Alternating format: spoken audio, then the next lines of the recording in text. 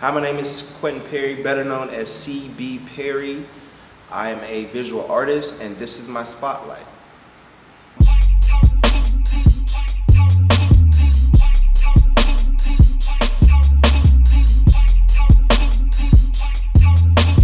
I've been painting all my life. Ever since I was a kid, I had a passion for art, drawing, painting, sketching, sculpting ever since childhood, elementary school, middle school, high school. I've been in all the art clubs growing up. It was just a huge passion, but it was never really put out there like that or the forefront because my athletic ventures kind of overshadowed my artistic creativity. A lot of people noticed I was good in sports versus I was good in arts, and I noticed that early on. I noticed I had a passion when I was young, and I would say when I turned 30, I decided I'm going to take art serious. I used to do a lot of visual design and graphic design for friends. I just did it for fun, for free. So in the last few months, I decided to take it serious, and it's been taking off ever since. What inspires me is my emotions, what I'm feeling at the time. I might be angry one day, and you're going to see a lot of aggressive pieces, a lot of reds, a lot of bright colors. Or if I'm feeling mellow, or it all depends on what pop culture, what's happening at the time.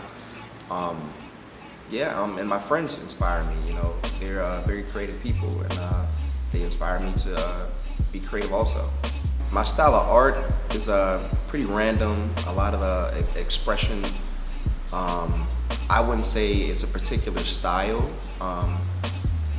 It's kind of all over the place. I don't excel at one style versus the other. I'm capable of doing any style. I could paint, I could use watercolors, pretty much any type of style. There's not going to be a clear-cut resemblance between each piece all the time. It depends on what direction I want to go with each piece. As a teacher, I always try to incorporate some type of artistic skill or creativity or direction in basically daily use. It could be from we're actually doing an art lesson, or it could be from we're actually trying to build something, or even on the playground. A lot of kids ask me, Mr. Quentin, how do I make a triangle or a square? And I'll show them different ways to do it. And it's really interesting to see them, take that and run with it. The kids seem to really take from it a lot, and whenever I show them something new or something creative to do.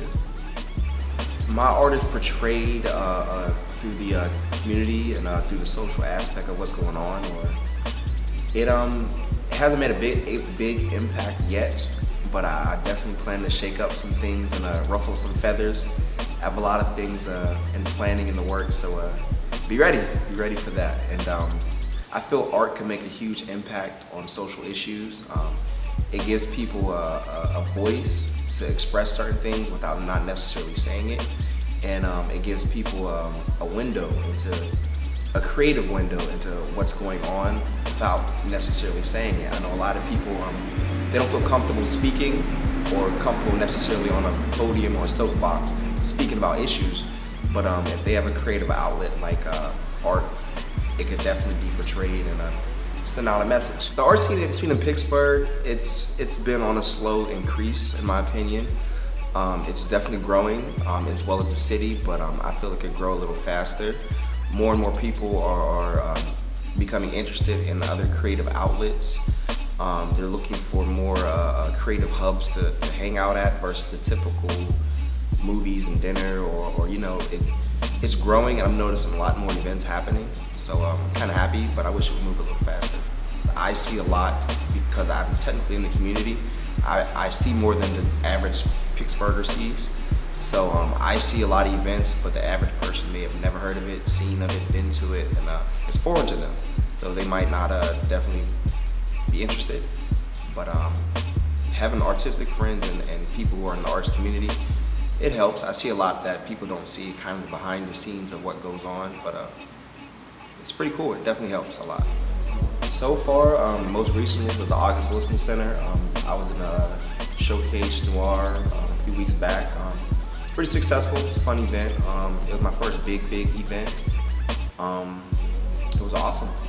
So hopefully there'll be more ventures coming up soon. I hate seeing people who want to do something and they never have the courage to do it, and that kills creativity, that inhibits it, and I want people to see my art and say, you know, just pure creativity and just let loose, you know. No laws, no rules, it's just a lot of creativity and no restrictions. I'm a pretty good cook. I'm a pretty good guy in the kitchen. That's another, in my opinion, that's another form of art. I love the culinary arts. Cooking's fun. And oddly enough, I can juggle.